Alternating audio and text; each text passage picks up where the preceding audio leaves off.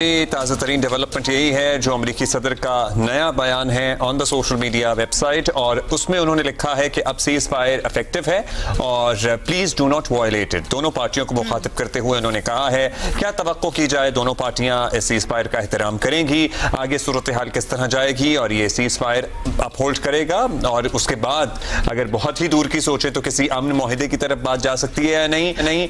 इस सारी सूरत हाल पर हम अरब दुनिया का भी एक पर्सपेक्टिव लेने की कोशिश करेंगे। खालिद अलमीना साहब हमारे साथ मौजूद हैं, मारूफ अरब सहाफ़ी हैं। बहुत शुक्रिया खालिद साहब। खालिद साहब, सऊदी अरेबिया से आप हमें ज्वाइन कर रहे हैं। कल रात ज़ाहिर है आप जियो पे सूरत हाल पे डिस्कशन कर रहे थे, लेकिन अब जब सुबह सीज फायर की खबरें आना शुरू हुई हैं, आपको लगता है पूरे मिडल ईस्ट में, मशरिक़ वस्ता में एक रिलीफ की कैफियत है जो आवाम में भी महसूस की जा रही है कि हाँ जी, it seems like it is going to be over soon? Yes, relief for one reason. Note कि वो सीज फायर इसराइल के साथ हुआ रिलीफ के, क्योंकि जीसीसी कंट्रीज और ईरान के दरमियान there has not been any conflict. क्योंकि जब मैं मगरिब के नमाज के बाद यहाँ न्यूज आया दैट ईरान अटैक्ड कतर, तो वो तो बेसिस तो आप जानते हैं ट्विटर में इसमें ये जो सेल्फ अपॉइंटेड पेट्रियट्स हैं सब इमीडिएटली जो 90% सिंपैथी थी जीसीसी में और 7 इट बिकेम एंटी ईरान, समझे। तो फिर रात को उन्होंने कहा कि हिंट दिया कि cease fire this morning we read about it, so I agree with you, it's a big relief. और हम चाहते हैं ये जो सीज फायर है it will be permanent cease fire. एक और चीज है, बिकॉज पीपल वर वरीड कि ईरान ने 2 महाज में शुरू किया, एक तो Israel, it was attacked by Israel, हम सब ही कहते हैं, एंड देन विद अमेरिका। सो आप अमेरिका से पंजा नहीं लड़ा सकते हैं Iranis, and this is the reason.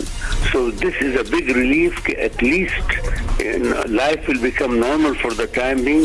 और मैं दुआ करता हूँ कि ईरानियन डिप्लोमेसी, उनके पास इतने अच्छे डिप्लोमेट्स हैं, कुछ ना कुछ ये एक प्लेटफॉर्म पर अमेरिका के साथ बात करे और ना समझे कि शिकस्त हुआ। Iran has not been defeated. It's a stalemate, and I hope that something will happen. अच्छा खालिद साहब, ये बताइए खबरें क्या हैं? क्या ये जो सीज फायर हुआ इसका गारंटर रशिया है, उसने फैसिलिटेट भी किया, या फिर ये फैसिलिटेशन कतर की तरफ से आई, अरब ममालिक की तरफ से आई, और फिर गारंटर्स भी वहीं से हैं? नहीं, guarantors at least in terms of Israel और अमेरिका के दरमियान, I think Saudi Arabia and couple of GCC states जिनके जोर है and they have the strength, उन्होंने किया। Now regarding Israel and America, Israel and Iran, that's another story. मेरे ख्याल में चाइना और आपके Russia, they play the big role. Sir, what is the sentiment like?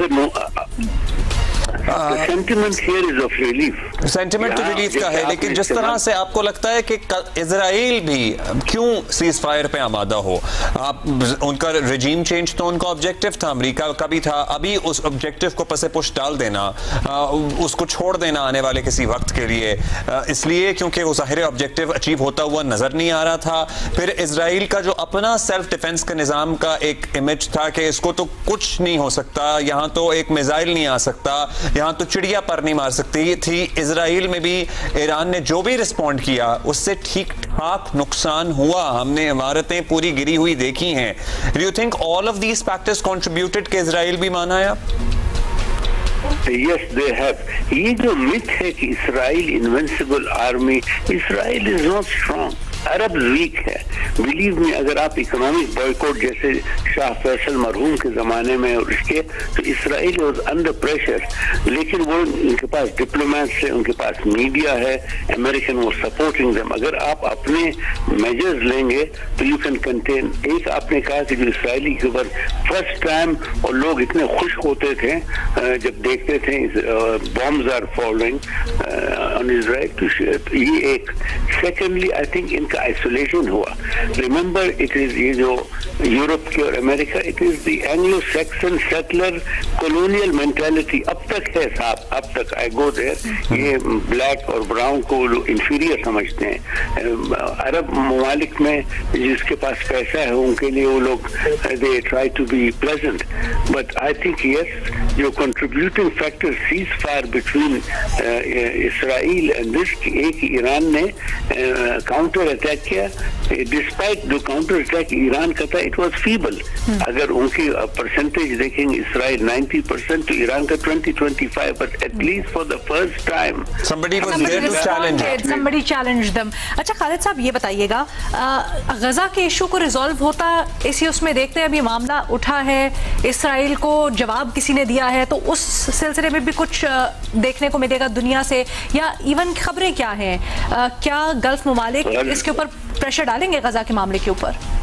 बिल्कुल, दे हैव टू. इसराइल अभी weak grounds पर हैं. They have to that Gaza and they also have to do about the 2-state solution.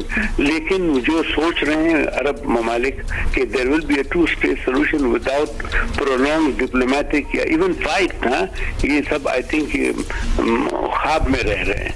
So you are right. Gaza के लिए first humanitarian add, गजा के लिए second इनकी sense और balance उनकी जिंदगी में आना चाहिए. And this is very important. So I think yes, they will ease off on Gaza. ठीक है, शुक्रिया सर, बहुत शुक्रिया खालिद अल मीना साहब.